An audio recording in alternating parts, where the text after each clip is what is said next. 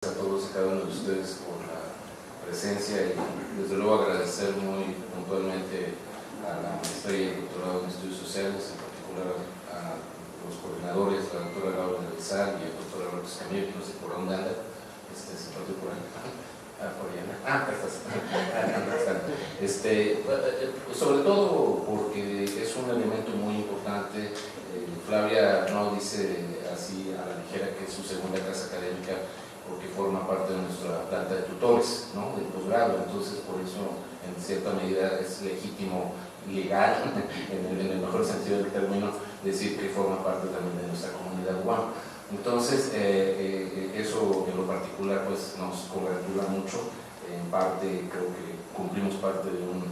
cometido muy significativo de que este programa, y junto con nuestro programa de licenciatura en Ciencia Política, pues tengamos esta calidad internacional que siempre ha sido una divisa muy importante alrededor de todo el grupo de trabajo en los temas de procesos políticos y en particular de los estudios electorales, donde también tenemos la oportunidad de tener aquí a Pablo Javier Becerra. Pues esto nos ha permitido tener un espacio de interlocución pues a lo largo del tiempo, y que justamente es una de las fortalezas y uno de los patrones de identidad que tenemos precisamente muy particularmente, de manera muy particular en la UAM Iztapalapa, y que al paso del tiempo también pues, nos ha dado una presencia muy importante. Recientemente pues justo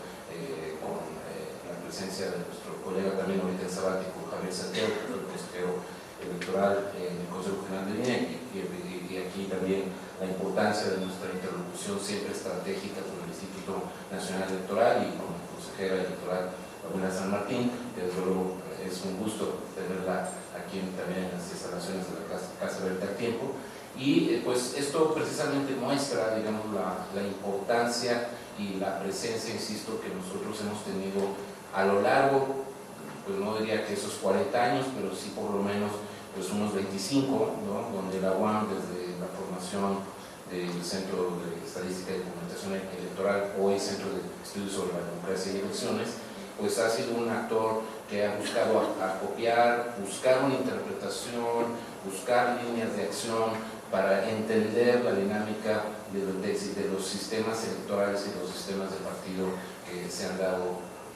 a lo largo de todo este proceso ya largo, complejo, que justamente pues cuando la doctora Freidenberg nos hizo el favor a Juan Reyes de Campillo, colega de la UAM Xochimilco, y a un servidor, para encargarnos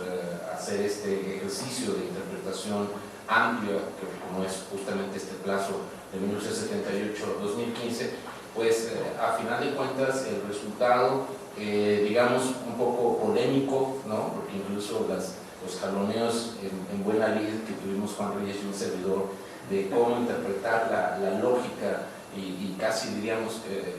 la esquizofrenia del sistema de partidos mexicano, en mucho para mí, mientras que en otros sentidos también podríamos decir que es una dinámica quizá de las que mejor responde a las 4 hallazgos que señala Flavia como conclusión de orden general, donde la estabilidad, la continuidad, la hegemonía de los partidos políticos nacionales, el sobrepeso que la variable electoral tiene sobre el resto del sistema político, pues viene a contender seriamente con muchos de estos otros elementos que diríamos que a pesar de todo ese gran esfuerzo, de todo ese gran despliegue, tenemos los jaloneos también propios de la necesidad de cómo afrontar la crisis de representación, cómo afrontar el agotamiento de las ofertas tradicionales, cómo afrontar, digamos, de alguna manera la emergencia o la misma fragmentación del voto que se ha venido experimentando en los últimos años, lo cual también marca ese proceso de alternancia, ese proceso de modificación de las preferencias entre los diversos electores a lo largo y ancho del país, que también entonces nos habla de un mercado electoral y de partidos, incluso al interior de estas propias organizaciones,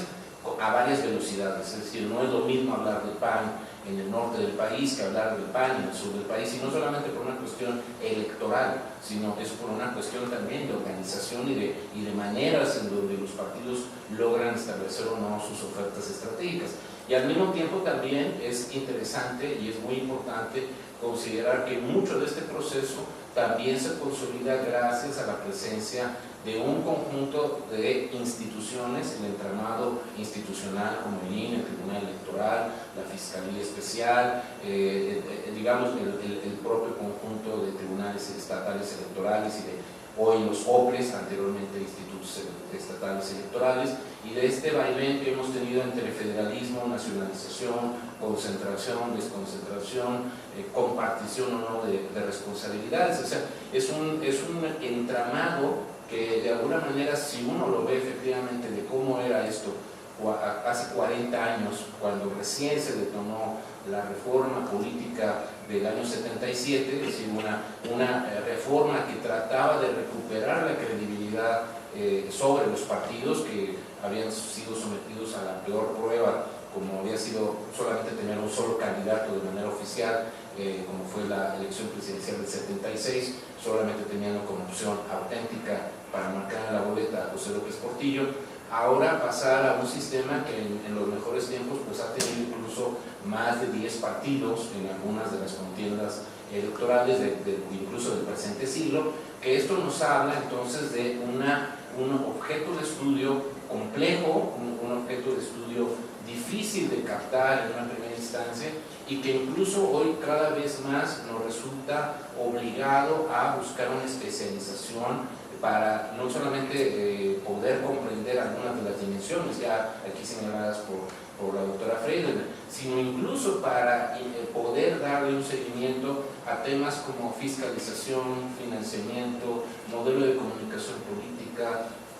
democracia interna, paridad de género, es decir, toda un desglose en el cual, pues, si no hubiera esta institucionalidad, o sea, si no hubiera este grado de evolución en la complejidad misma organizativa del sistema, si no tuviéramos la idea de cómo tenemos que generar este proceso de comprensión de articulaciones jurídicas, si le seguimos un poco la pista a un gran constitucionalista como Pablo Lucas Verdún, la teoría de las articulaciones y las relaciones entre las piezas institucionales, que no solamente van, insisto, de lo nacional a lo local, sino incluso de manera muy transversal de cómo realmente comprender el tema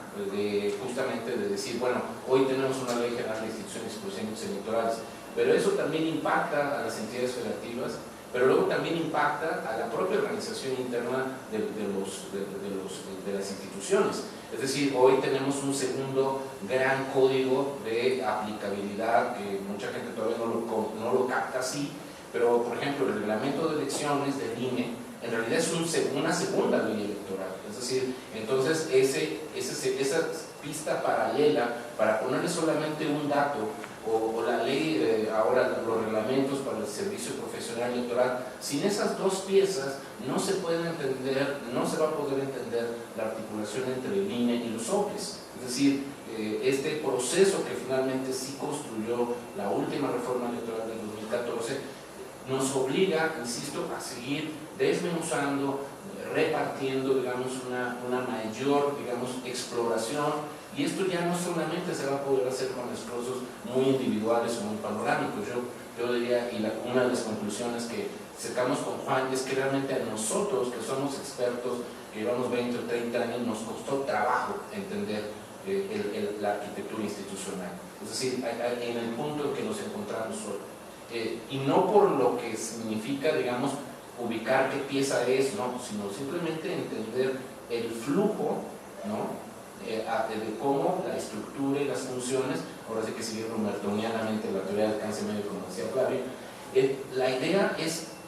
cómo le damos direccionalidad a esto y cómo todos los actores deben entender la parte que les toca en un proceso cuya complejidad haría ver que no necesariamente, muchas veces, los actores están, incluso ellos mismos, totalmente imbuidos o totalmente, digamos, interiorizados de lo que tienen que hacer en cada uno de ellos. Es decir, en algunos casos, la defensa del federalismo electoral los lleva a la idea de que hay que defender, ¿no?, la excepcionalidad, como también decía aquí Flavio. Es decir, algunos OPLES no quieren llamarse OPLES, evidentemente, quieren seguir generando cierta autonomía, cierta privilegio, cierta idea de que son lo suficientemente capaces de mantener el control de los procesos electorales en su entidad, sin que los del centro les vengan